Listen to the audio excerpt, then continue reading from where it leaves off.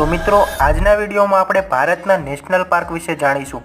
આપણા દેશમાં total 106 national park છે, જેમાંથી સૌથી વધુ 11 નેશનલ પાર્ક જે મધ્યપ્રદેશમાં આવેલ છે।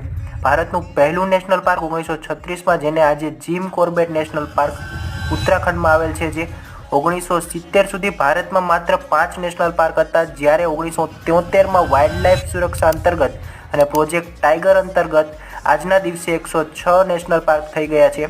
મધ્યપ્રદેશ પછી સૌથી વધારે આસામમાં 7, તેના પછી ઉત્તરાખંડમાં, મહારાષ્ટ્રમાં, કેરળ, પશ્ચિમ બંગાળ, અંદમાન નિકોબાર ટાપુમાં છે 6 નેશનલ પાર્ક।